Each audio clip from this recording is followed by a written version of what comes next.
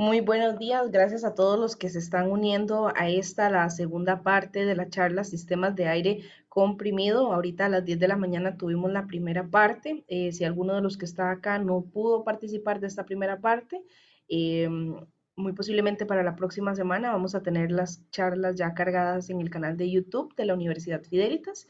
Y también les voy a compartir un enlace. En ese enlace van a poder ver la agenda de actividades que ya tuvimos, pero que de igual forma ahí se van a cargar los enlaces de las respectivas charlas para que nos puedan acompañar.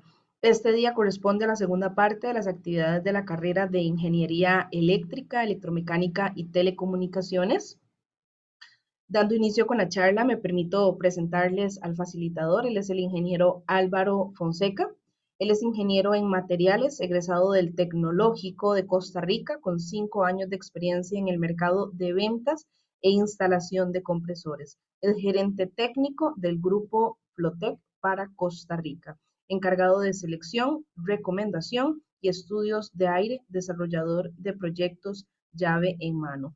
Le damos la más cordial bienvenida al ingeniero Álvaro para que inicie su presentación, y a todos los que nos están acompañando pueden ir colocando sus dudas o consultas en el chat. Las vamos a ir leyendo en el transcurso de esta hora que tenemos, y se les va a habilitar el micrófono para cuando deseen participar. Solamente levantan la mano y habilitan su micrófono. Adelante, ingeniero.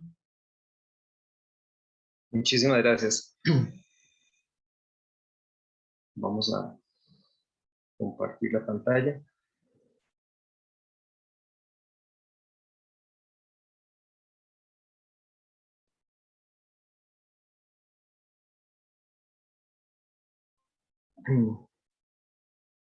Bueno, buenos días todavía.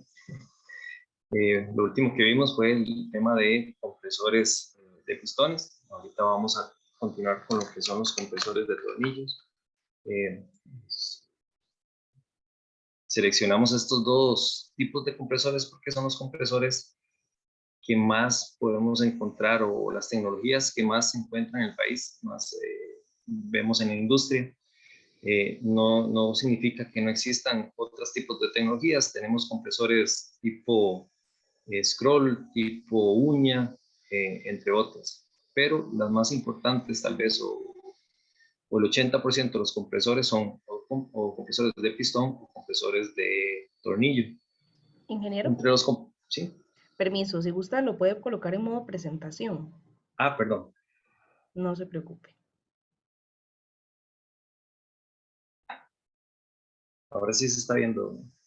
Perfectamente. Perfecto, gracias. Bueno, entonces, los compresores de tornillo entran en los compresores volumétricos o desplazamiento. Es el mismo principio. Lo que hacemos es reducir el volumen del aire para ir generando una presión. Vamos a contar con un rodillo macho, un rodillo hembra, y dentro de la cavidad de estos dos masas, lo que va a pasar es que el volumen se va a ir reduciendo, hasta que llegamos a la presión requerida.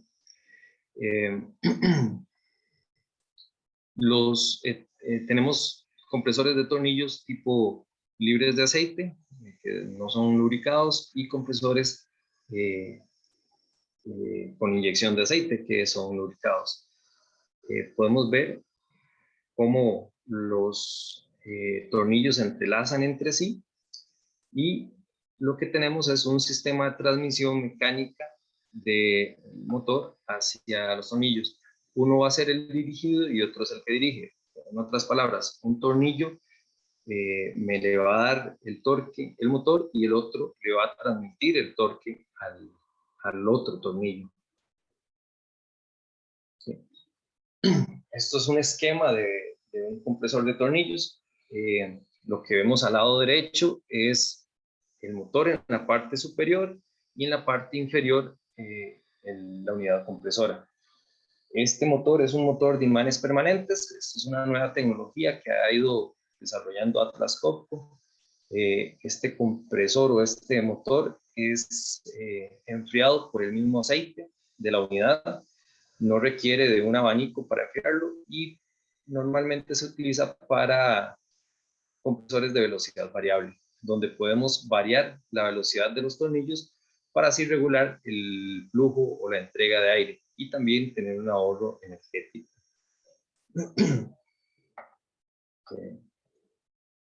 En la parte donde está el AF, lo que vemos ahí es el filtro de admisión, el filtro de entrada del aire. Pasamos a la unidad compresora, el aceite y el aire se van a mezclar, pasa a un separador donde separamos el aceite y el aire y de ahí ya salimos a un sistema de enfriamiento para salir al aire. Okay, vamos a ver una animación. Cualquier cosa, por favor, me confirman si se ve.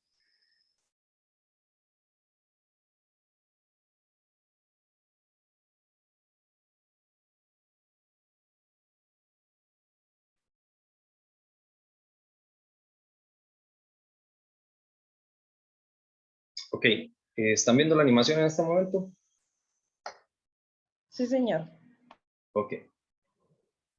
Entonces, bueno, primero lo que estamos viendo ahorita es el filtro de succión o el filtro de aire. Esta es la válvula de succión. Esta es la que hace que, la que se abre y cierre para que el compresor pueda entrar en descarga o en carga. ¿Qué es entrar en descarga o en carga? Okay. El compresor cuando no hay demanda de aire, para él no apagarse, estar encendiendo y apagando y encendiendo y apagando, él lo que hace es que se queda girando en vacío, sin absorber aire del medio ambiente. Entonces, esto hace que él consuma un 60%, un 50% aproximadamente menos del consumo energético que si estuviera estuviera entregando aire a la línea.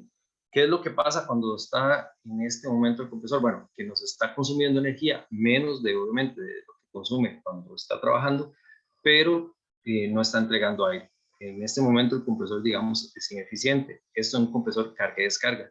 Los compresores de velocidad variable lo que hacen es que si ocupan menos demanda de aire, lo que hacen es nada más que bajan sus revoluciones para entregar menos y los vuelve más eficientes. Esta es la unidad compresora. Aquí es donde el aire empieza a comprimirse, se va reduciendo su volumen para llegar a una presión. El aire se mezcla con el aceite por esta compresión.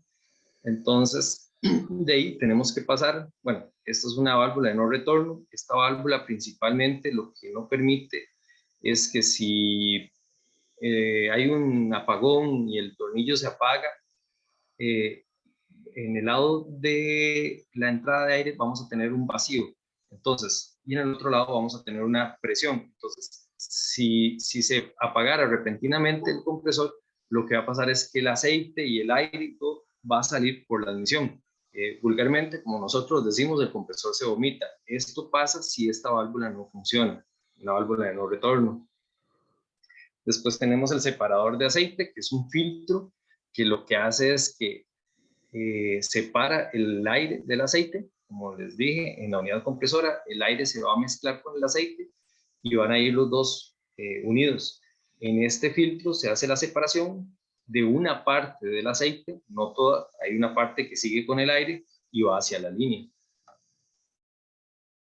Después la válvula de mínima presión, esta es la válvula que se va a abrir cuando el compresor llega a la presión de descarga.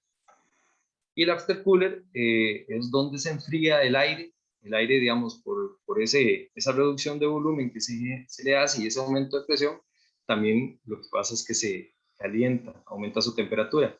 Entonces tenemos un aftercooler, un enfriador, para bajar esa temperatura.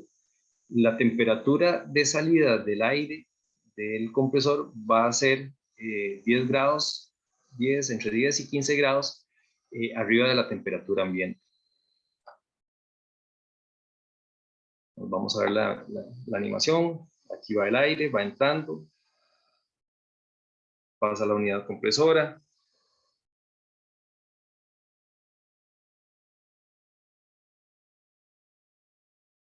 Pasa por la válvula de no retorno. Ahí va mezclado el aceite y el aire. Se separa el aceite del aire. y el aceite se va a un sistema de enfriamiento para volver a la unidad. Hay una válvula de temperatura que le dice al aceite, si está muy caliente, tiene que irse a enfriar. Si todavía tiene una temperatura baja, vuelve al sistema. ¿Por qué? Porque es importante también que el compresor trabaje en un rango de temperaturas un poco alto. Más o menos los compresores de tornillos trabajan alrededor de los 90 grados. ¿Por qué esto? Bueno, porque nosotros, como estamos metiendo aire ambiente, este aire, como lo vimos, viene con partículas y también viene con eh, un, cierto, un cierto grado de humedad. Entonces, nosotros ocupamos que esta humedad no se vuelva agua dentro de la unidad, sino que se mantenga en estado gaseoso. ¿Para qué? Para que no me vaya a dar problemas de corrosión en el equipo. Entonces, ¿cómo hacemos esto? Bueno, esto lo hacemos manteniendo una temperatura. Como les decía, los compresores de pistones son para trabajar en lapsos. Los compresores de tornillo, lo ideal es que trabajen continuo. Si un compresor de tornillo empieza a trabajar en lapsos, lo que pasa es que empieza a condensarse dentro de la unidad el agua y empezamos a tener graves problemas.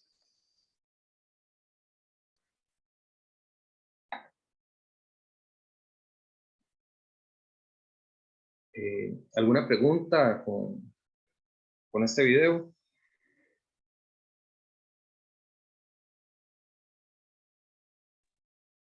Yo tengo una. Sí, claro. Este, volviendo a lo que decía que digamos, si la válvula de no retorno falla y se dice que el Se compresor se omita. daña, ¿qué es lo que sucede? Digamos, ¿dañaría el compresor, el tornillo? ¿Qué pasaría? No, bueno, lo que daña es el filtro del aire. Lo que pasa es que entonces el aceite de la unidad se sale por el filtro del aire y entonces va a dañar el filtro. Eso sería lo que pasaría. Además del reguero que vas a tener, ¿verdad? Me imagino. Uh-huh. Okay. ¿Alguna otra pregunta? ¿Cuál es tu nombre, perdón? Esteban, Esteban. Ok, Esteban. Una consulta, Esteban. ¿Para qué sirve el filtro separador? el de la admisión. No, el filtro separador, digamos, en este caso, en el dibujo que estamos viendo ahorita, el número 3, Ah, ok, hay que sí. que se separa El aire del aceite. del aceite. Ok, muy bien. De hecho, ves una, eh, si, donde dice OS, ese es el filtro. Ves que hay como una línea naranjada en el puro centro. Ah, sí. Ok, eso se llama la pajilla de arrastre. Lo que ahí sucede es que el aceite que va mezclado queda en el fondo de ese filtro y esa pajillita lo que genera es que por un proceso de Venturi, no sé, bueno, tal vez no se logra ver bien ahí, pero por un proceso de vacío se va a succionar y va a integrarse otra vez al aceite de la línea. Más o menos de cuánto es la temperatura que tienen que trabajar estos compresores. Uy, No, no bueno, no sabría importa. dar una estimación. Ok, pero con lo que dije, porque es que ellos tienen que trabajar calientes, alrededor de los 90 grados. Era para que no se condensara el agua. Ajá, para mantenerla, digamos, en un estado gaseoso, Ah, ok, actualmente. Ok, perfecto, Esteban, ok, muchísimas gracias. gracias. Ok. Bueno, como vemos ahorita, este es ya un compresor, ya la unidad, el motor, ya con su cabina.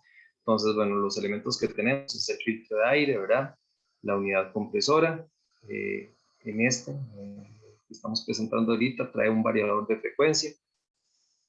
Tenemos un sistema de motor y podemos incorporar un secador.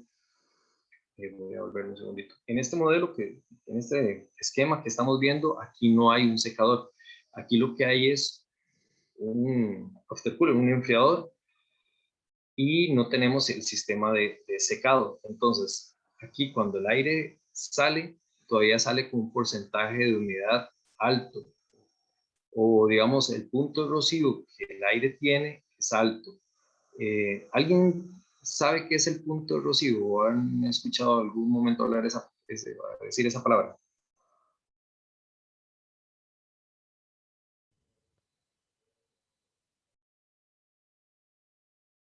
No sé, cualquier persona, alguien que quiera, Profe, yo me acuerdo Hablan.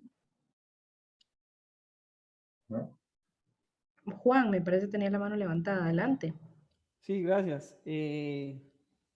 Lo que se trata de simular es como el rocío de la mañana.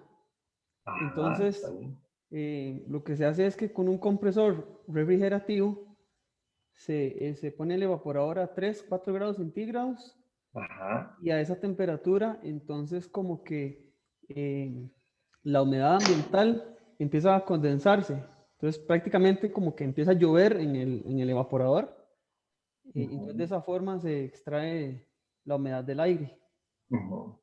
Ok, ok, muy bien. Vamos a ver. El aire absorbe, tiene una capacidad de absorber agua.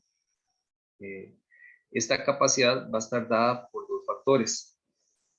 Por la temperatura que tiene el aire, entre mayor temperatura, mayor cantidad de agua puede absorber. Y la otra, por la presión que esté. Entre menos presión, más agua puede absorber. Entonces, el punto rocío primero se da a la presión, a una presión. Okay, definimos, esa presión va a ser la presión, obviamente, del compresor, digamos, que trabaja a 125 grados. Y el punto de rocío de 3 grados, lo que me dice es que a esa temperatura es cuando se van a empezar a dar, o se va a empezar a salir el agua del aceite, para que lo entendamos así. Entonces, cuando nosotros hablamos que el punto de rocío de nuestro compresor es de 3 grados, lo que estamos diciendo es que a esa presión de 125 psi que me está entregando el compresor, es que si la temperatura no baja o no llega a los 3 grados, no vamos a tener presencia de agua, sino va a ir disuelta en el aire. ¿Ok? Ok, entonces, como les decía, este compresor, este esquema no tiene el sistema de secado. Podemos agregar, y existe como en este, un compresor con un sistema de secado incorporado. No ocupamos poner una secadora aparte, sino podemos comprar el compresor con un secador incorporado. Entonces, tenemos secadores refrigerativos, que estamos hablando, como dijo el compañero, porque él le explicó que vamos a tener temperaturas de 3, 5, 7 grados, son los puntos de rocío aproximadamente, o secadoras integradas de absorción, que podemos tener puntos de rocío de menos 20 grados. ¿Okay? Entre las ventajas que tenemos del compresor de tornillo, no sé, decime algún nombre, compañera, Josep, para ver si le hacemos unas preguntas. Marcelo Solano. No sé si estás por ahí, Marcelo. Ok. María Mora. Tenemos una chica acá. Sí, pues solo hombres. María, ¿puedes habilitar tu micrófono? Ok, bueno, tengo otra por acá. Raquel.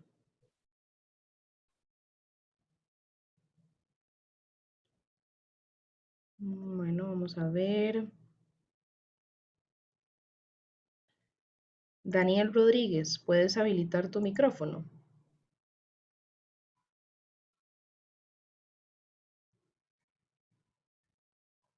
Vamos a ver. David Monge. Hola, buenos días. Buenos días, don David. Don David, pregunta, ¿estuviste en el primer curso? Sí, correcto. Ok, entonces sí, escuchaste lo que hablamos sobre el compresor de pistones y, bueno, has oído leer ahorita lo que hemos venido diciendo del compresor de tornillo. Entonces, ¿qué ventajas crees que tiene el compresor de tornillo con respecto al de pistones? El de tornillo es más eficiente, Ajá. prácticamente hablando. Aprovecha más la energía que él consume respecto a lo que él va a entregar al sistema. Exacto. eficiente. Eso es lo primero. Él es más eficiente, entrega más. Ahora, ¿cómo crees que es la entrega de aire? ¿Es como el de pistones, a bocanadas, o el flujo es más constante? Es un flujo más constante. Lo que pasa es que no entrega presiones tan altas como el de pistones. Exactamente, digamos, si hacemos un comparativo, el compresor de pistones por lo general es para trabajar a mayor presión, y el compresor de tornillo es para menores presiones, pero por lo general, digamos, un compresor de tornillo puede andar, por ejemplo, nosotros tenemos compresores de tornillo de velocidad variable que andan en los 180 PSI, y en la industria, por lo general, lo que más se maneja son 125 PSI hacia abajo. Pero es cierto, el de pistones va más enfocado a alta presión que el de tornillo. El de tornillo va más enfocado a más entrega de flujo y un flujo más constante. ¿Ok? ¿Crees que haya otra ventaja?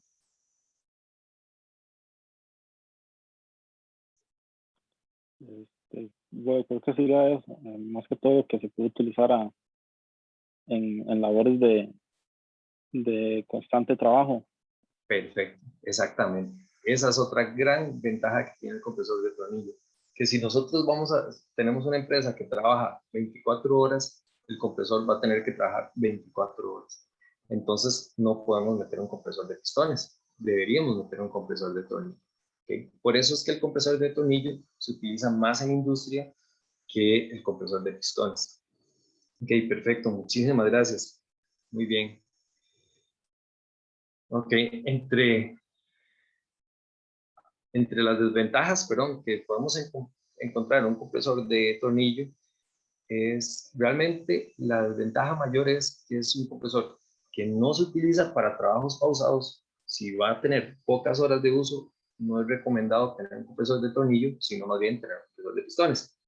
Y otra desventaja es que son compresores un poco más sofisticados, o tienen más mecánica, tienen más electrónica, entonces tienen mayores exigencias de mantenimiento, mayores exigencias de lubricación, tenemos mayores, digamos, planes de mantenimiento como lo son 2.000 horas, 4.000 horas, 8.000 horas. Entonces son compresores un poco más sofisticados realmente, con mayor demanda de mantenimiento, pero con la ventaja que te entrega una mejor cantidad de aire por kilowatts. Más o menos hablábamos que el compresor de pistones entregaba de 3 a 4. El compresor de tornillo nos puede entregar de 4 a 5 CFM por cada caballo.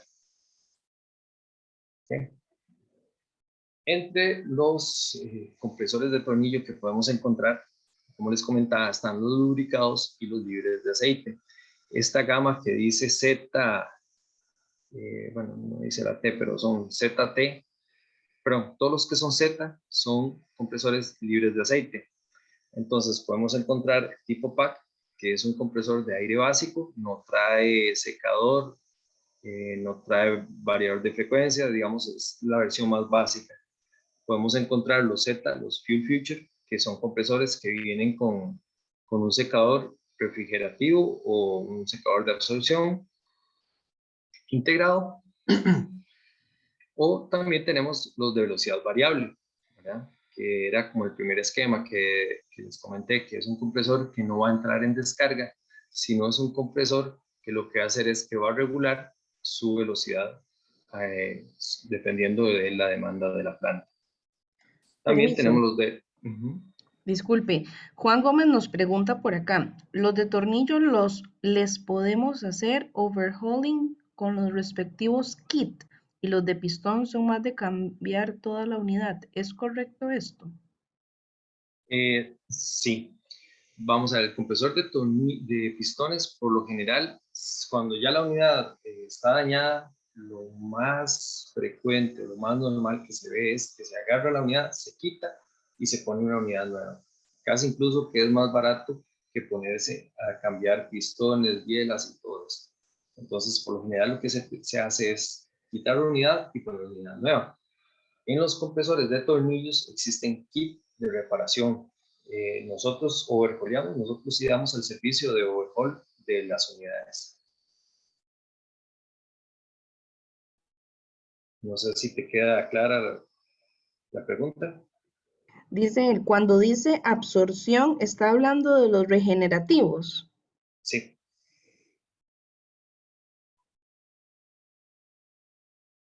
Exactamente.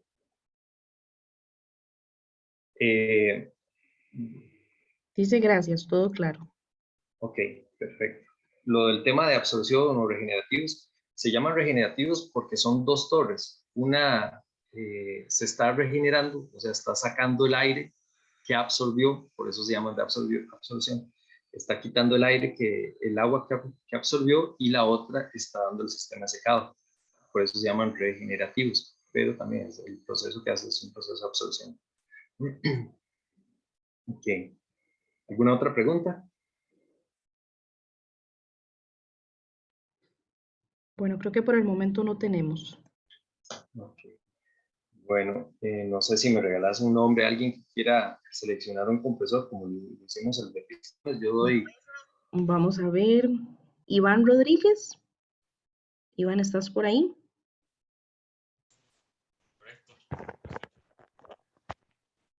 Don Iván, Buenas. ¿estuviste en la primera charla? Sí, correcto. Ok, perfecto.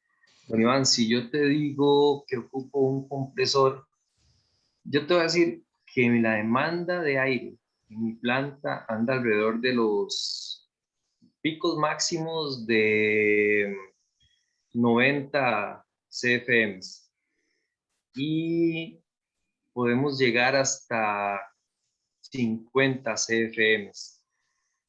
¿Qué compresor me recomendarías? ¿Uno carga y descarga o uno de velocidad variable?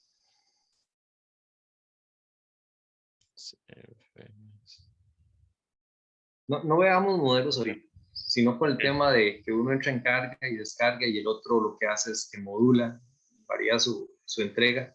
¿Cuál crees que sea mejor? Que modula, porque son cargas, es variante, es un rango grande, me dijiste que 90 y algo hasta 50. Ajá, pero no, más bien es de velocidad variable. El variable, sí. ¿Qué modula? Pues vamos a ver, el que modula, cuando hablamos de modulado, lo que hace es, el que modula es, entrega aire. ¿Aló? ¿Aló? ¿Aló? Perdón, es que me salió que se había cortado la conexión. ¿Sí me están escuchando? Sí, se escuchan cortado, no lo escuché alguna parte. Ok, bueno, repito. Los de carga y descarga lo que hace es que entregan, por ejemplo, el Z18. Él me dice que entrega 97 CFM a 8.5, perdón, 8.6 bares. Entonces, él me Ajá. entrega esa cantidad de aire apenas arranca. Eso es lo que me va a empezar a entregar. Llegamos a una presión que nosotros le decimos, ok, cuando llegue a 125 PSI, usted se va a apagar. Entonces, él se apaga. Entonces, en ese momento que él se apaga, realmente lo que entra es en descarga. O sea, empieza a girar, empieza a dar vueltas la unidad compresora, pero no comprime aire. Está gastando energía, pero no está entregando aire. Y baja, nosotros le dijimos, ok, cuando llegue a 100, vuelve a arrancar. Entonces, cuando él llega a 100, vuelve a entregar aire. Vuelve a, digamos, a hacer la demanda. Entonces, ese compresor, por ejemplo, ZT18, que me entrega esos 97 CFM, cuando la planta le esté requiriendo nada más los 50 CFM, él va a estar muy sobrado, va a tener mucha entrega. Entonces, lo que va a pasar es que va a arrancar, va a durar muy poco tiempo entregando aire y va a entrar en descarga. Y los lapsos de descarga van a ser muy largos. Entonces, va a pasar mucho tiempo gastando energía, pero sin entregar aire. A cambio, el de velocidad variable, lo que va a hacer es que él, cuando la planta está en esos consumos bajos de 50 CFM, ok, él va a bajar y va a estar entregando aire y gastando energía, pero digamos gastando menos energía que cuando va a estar su mayor carga.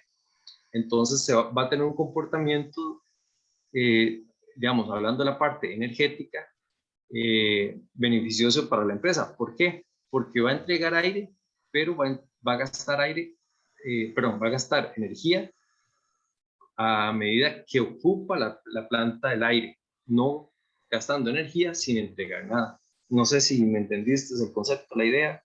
Ok, sí, por ejemplo, el Z18 estaría sobredimensionado. Cuando está en baja carga. Ok, ok. Cuando está en baja carga la planta, o sea, cuando está consumiendo los 50 CFM nada más, está sobredimensionado. Exacto, eso es lo que estaría pasando. Ok, muy bien. Entonces, bueno, para ese ejemplo, lo ideal sería un compresor PSD. Pero si yo ahora te digo, no, mi planta es muy constante, lo que nosotros hacemos es un soplado casi siempre constante y más o menos ocupamos 80 CFM. ¿Cuál crees que es el compresor que podríamos recomendar ahí? Ocupamos 80 CFM,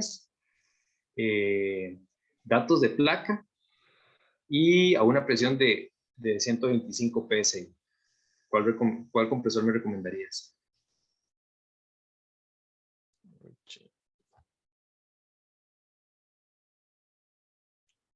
El que me traiga 80 es el primero, el ZT15. Pero, ¿a qué presión? A 7.5. A 109, 7.5, 109 PSI. Ajá. Pero yo te dije que lo ocupaba a 125. ¿Y el 125 cuánto entrega? 74, entonces sería el que sigue. A 125 entregan un poco más, 97, ¿no? Sería el ZT18, Ajá.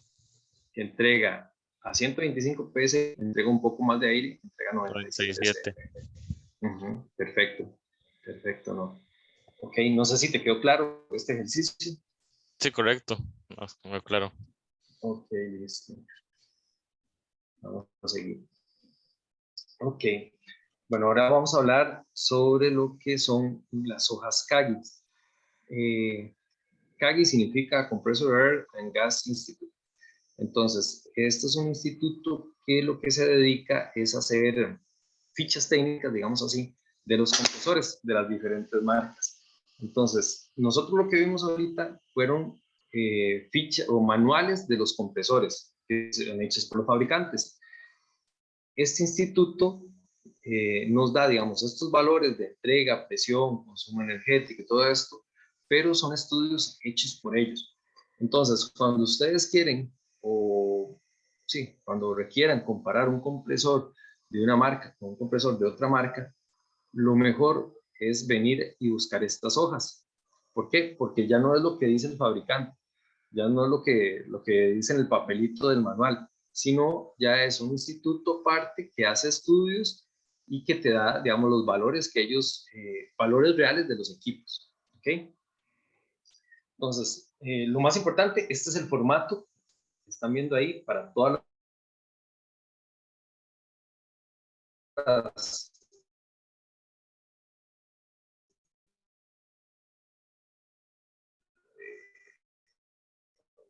marcas. Los compresores tienen que tener este mismo formato. Eso es lo primero que usted, si fue hecho ahí. ¿Aló? ¿Me escuchan? Sí te escuchamos, un poquito cortado, pero se te escucha. Ok, perdón si estoy teniendo problemas con el internet. Bueno, les comentaba, bueno, esta es la hoja Kagi, ¿verdad? Esto es de un compresor marca Atlas.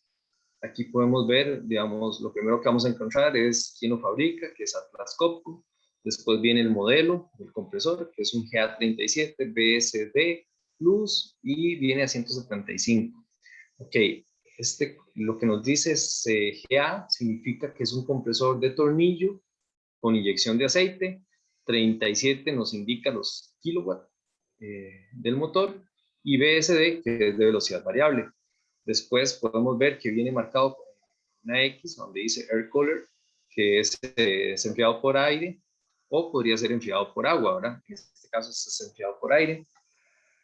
Muy importante, al lado derecho viene el año que se hizo la hoja, nos indica si es un compresor de tornillo, de pistones o qué tipo de compresor. Este en particular es un compresor de tornillo.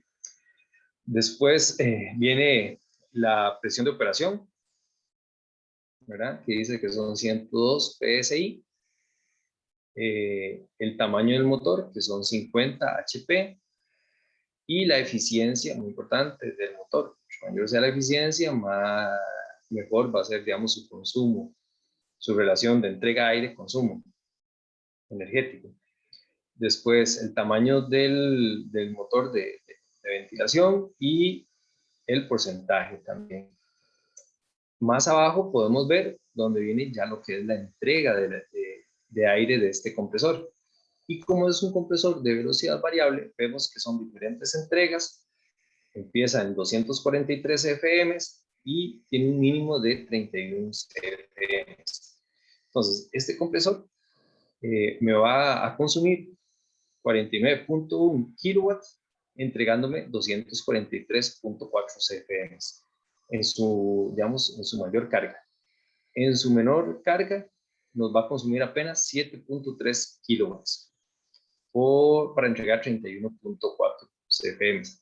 Entonces, por eso es que nosotros, digamos, recomendamos mucho cuando las plantas varían los consumos de aire, recomendamos mucho la utilización del compresor de velocidad variable. ¿Por qué? Porque lo que le estamos tratando de hacer a la empresa es ahorrar energía. ¿Okay?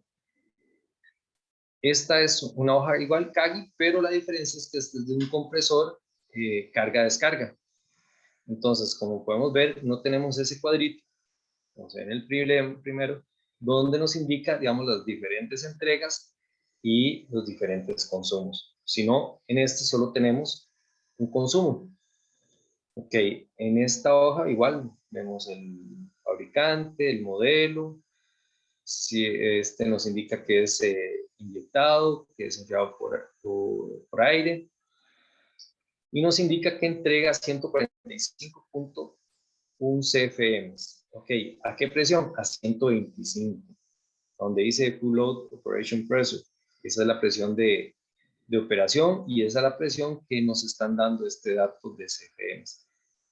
Pero igual, este compresor podría llegarnos a 132 PSI. Si fuera el caso, el dueño del compresor podría llegar y subir esa presión de 125 PSI y llegarla a 130, y trabajaría perfectamente. ¿Qué pasa cuando nosotros subimos la presión de un compresor? Ok, esta entrega de aire de 145.1 CFM se va a mantener o va a bajar. ¿Alguien sabe la respuesta? ¿O qué creen?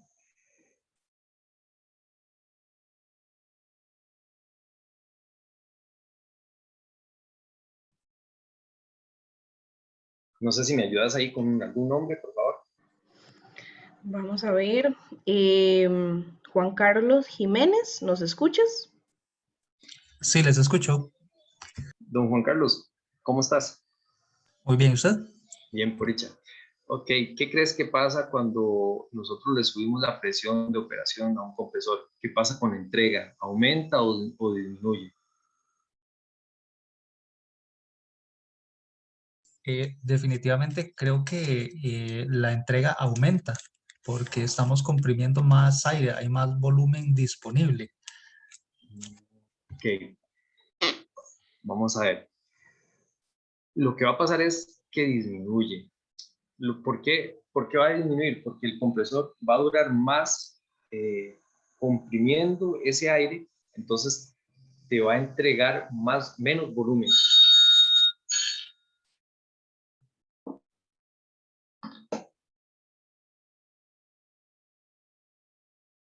¿Aló? Sí, te estaba escuchando, pero no entiendo la razón. Lo que estamos subiendo es la presión de operación del compresor o la Exactamente. presión de trabajo. No, estamos subiendo la presión de operación del compresor, o sea, la entrega. El compresor me estaba entregando, digamos, esta hoja me dice que trabaja a 125 PSI, o sea, me está entregando 145 CFM a una presión de 125. Ahora yo voy a aumentar esa presión, o sea, voy a reducir ese mismo aire que tenés de 145 CFM, lo que voy a hacer es reducirle el volumen. ¿Por qué? ¿Por qué lo voy a reducir el volumen? Porque lo que voy a hacer es comprimirlo más. Porque voy a aumentar la presión de entrega del compresor. Entonces, ¿qué pasa cuando vos lo comprimís más? con la entrega. Lo que no estoy entendiendo es a qué nos Ajá. referimos con entrega. Entrega es el volumen de aire que está saliendo del, digamos, del Ajá, compresor. ajá, exactamente. Ok, entonces la entrega disminuye porque el aire La está más entrega, comprimido. exactamente, la entrega disminuye. ¿Y por qué les hago mención a esto? Porque esto es algo que nosotros vemos a diario. Por lo general, ahí en las plantas dicen que se está cayendo la presión y lo primero que salen corriendo a aumentar la presión del compresor. Pero a veces cuando se cae la presión es porque lo que hay es una demanda mayor de aire. Y entonces al subir más la presión del compresor, lo que hacen es que el compresor todavía entregue menos aire. Y a ver, lo que pasa es que se incrementan estas pérdidas de presión en el proceso. ¿Por qué? Por falta de aire en el sistema. Entonces, sí quiero que les quede claro, nosotros cuando aumentamos la presión del compresor, lo que hacemos es bajar esta entrega.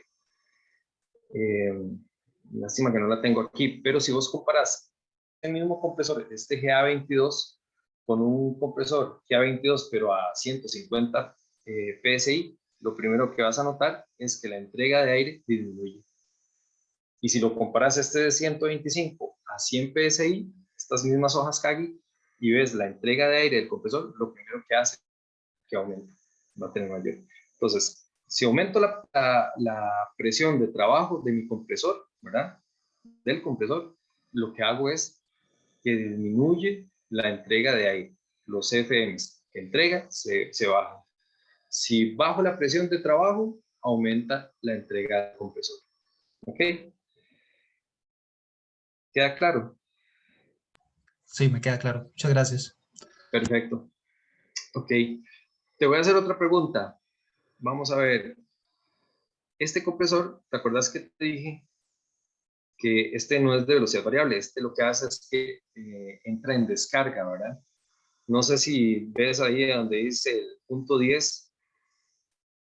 Okay, ¿qué crees que es ese valor, esos kilowatt hora? ¿Cuándo el compresor está consumiendo esos kilowatts? Cuando él está trabajando, pero no hay una demanda. Exactamente, exactamente. Cuando él está trabajando, pero no está entregando aire. O sea, lo único que está haciendo es gastando energía. Si vos ves en donde dice, ok, abajo, el número 11, nos dice 28.5 kilowatts. Esos 28.5 kilowatts son cuando él está entregando su mayor, o sea, está entregando aire a plena carga, por decirlo así. Ok, entonces, a diferencia de velocidad variable, tenemos diferentes consumos energéticos por diferentes entregas de aire. En el compresor de carga y descarga solo tenemos, digamos, a cero carga y a plena carga. Ese sería, digamos, el dato que nos da las tablas. Ok. Bueno, eso es el tema de los compresores. No sé si tienen alguna duda de lo que es compresores de pistones, compresores de tornillo, cómo funcionan, ventajas, desventajas.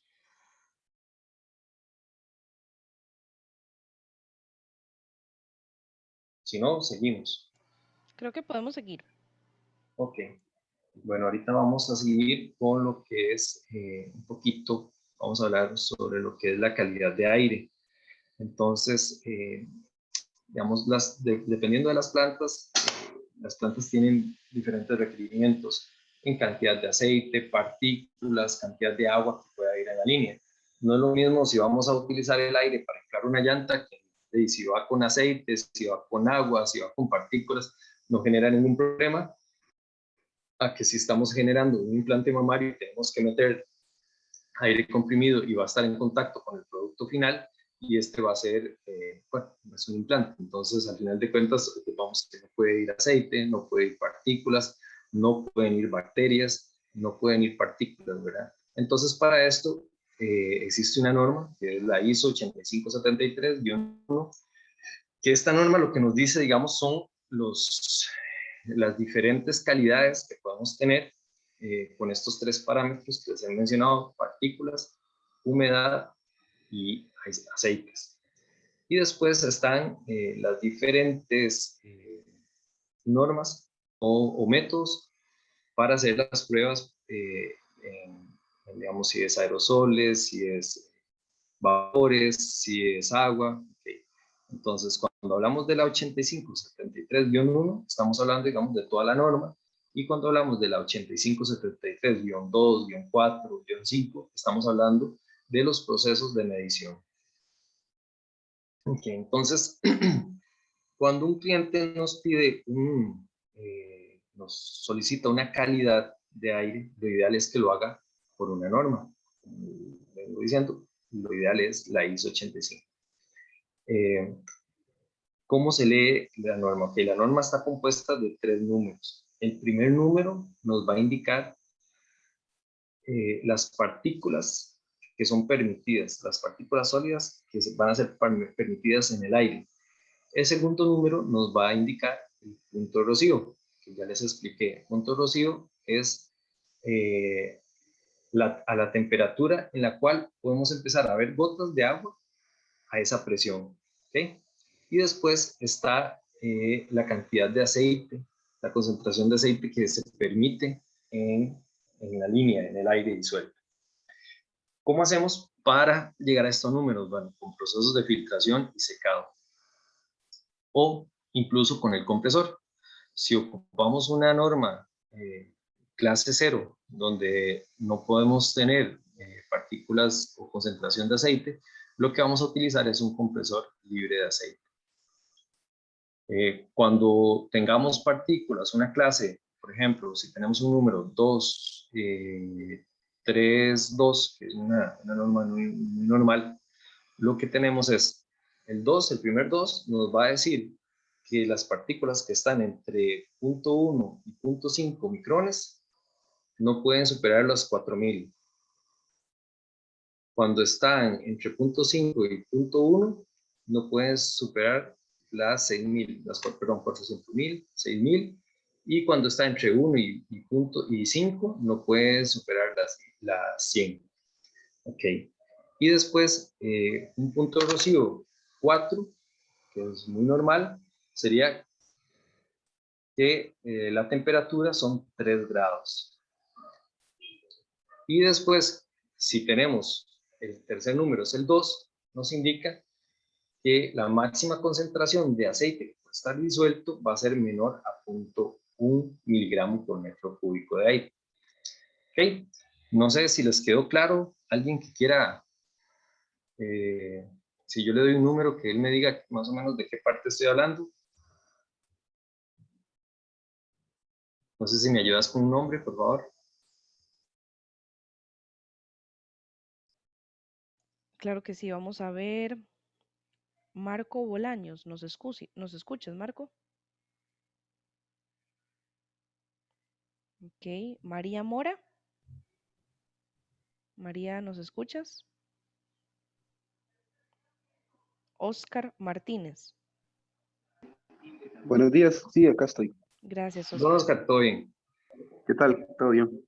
De dicha, me alegro. Don Oscar, si yo te digo que yo ocupo un aire, que la pureza sea, el primer número va a ser 2. No, el primer número va a ser 1. Entonces, ¿de qué estoy hablando? ¿Partículas, agua o sólidos? Primero. Pucha, ahí sí. Creo que eran sólidos, partículas. Ah, exactamente. Entonces, lo que te vas en esta tabla es, buscas el 1, ¿verdad? Y Correcto. ves cuáles son las partículas que pueden admitirse en el sistema, ¿ok? Si yo te digo que el segundo número es el 5, ¿cuál sería el punto de rocío? El punto de rocío a presión de trabajo sería 7 grados centígrados o 44,6 Fahrenheit. Ajá, exactamente, es lo mismo. Perfecto. Y el sexto número, el tercer número, ¿de qué me está hablando entonces? De la cantidad total de aceite. Ajá. Concentración máxima de aceite. Exacto. Perfecto, ¿no? Perfecto. Te quedó claro entonces. Muchas gracias. Perfecto. Ahí me saluda un Randall por aquello. Lo conozco bastante. Está bien, yo le digo. Ok, bueno, como les decía entonces, ¿cómo hacemos para llegar a estas calidades de aire? Bueno, muy fácil. principalmente lo vamos a hacer con filtros. O, digamos, como les dije, si ocupamos calidad cero en lo que es aceite, lo podemos hacer desde el compresor, con un compresor libre de aceite. Entonces, podemos tener filtros para partículas sólidas. Para el agua vamos a tener secadores, ya sea de absorción o secadores refrigerativos. Y para el aceite vamos a tener, bueno, para aerosoles vamos a tener filtros tanto coalescentes como filtros de carbón activado. Entonces, por ejemplo, para hacer la selección de la filtración es importante, primero, bueno, identificar la clase ISO, ¿verdad? Y después saber cuál es la presión de trabajo, cuál es el flujo que va a pasar por ese filtro y cuáles son los factores de corrección. Los factores de corrección te los va a dar siempre el fabricante, van a estar relacionados con la temperatura de trabajo, con la temperatura ambiente, con la presión, para determinar cuál es el flujo real que puede pasar por ese filtro o puede filtrar ese filtro. Ok, entonces, Atlas Copco tiene sus familias, las tiene identificadas como los DD o PD, que son para condiciones húmedas o condiciones secas, y son para partículas sólidas. Cuando hablamos de aerosoles, vamos a usar los UD, que me puede generar, puede hacer partículas sólidas o partículas secas, y tenemos los QD, que son de carbón activado. También tenemos los filtros tipo UD, que son principalmente para aceites, son filtros coalescentes. Álvaro, perdona. Sí. Porque yo 2 minutitos, ya va a ser mediodía. Ok, para terminar así rápido, es muy importante que cuando ustedes están seleccionando un sistema de filtración, para garantizar que el filtro cumpla con la norma, es que en alguna parte tiene que estar identificado la norma ISO por el método que fue hecho el test. No sé si se recuerdan que les comenté, ¿sí? El primero que, por ejemplo, la ISO 8573-2 son los métodos de prueba para contenido de aerosoles. Okay. Entonces, en alguna parte nosotros tenemos que ver que, por ejemplo, los filtros DDH+ y PDH+ están sometidos por la ISO 8573-2. O sea, el método de prueba que se utilizó fue el que indica ISO para garantizar que nos dan esos valores. ¿Okay? Eso sería con el tema de lo que es la parte de filtración, un poquito rápido, pero espero que les sirva. Más adelante, si gustan, se les podría entregar más material de apoyo para este tipo de procesos. No sé si tienen dudas. Muchísimas gracias al ingeniero Álvaro por su participación en la semana de ingenierías. Recordarles, como les comentaba al inicio, todas las charlas que hemos impartido durante esta semana de ingenierías, tanto el martes como el día de hoy, que corresponden a ingeniería eléctrica, electromecánica y telecomunicaciones, se van a cargar en el canal de YouTube de la Universidad Fidelitas, y en el landing que les compartí al inicio, ahí van a poder encontrar los enlaces directos a cada una de las charlas. Muchísimas gracias. Me parece ahorita no tenemos más dudas. Continuamos con el cierre de la semana de ingenierías. A mediodía tenemos la charla SUTEL y las regulaciones de las telecomunicaciones en Costa Rica. Muchísimas gracias a todos por su participación y asistencia, y que pasen buenas tardes. Gracias. Gracias. Gracias.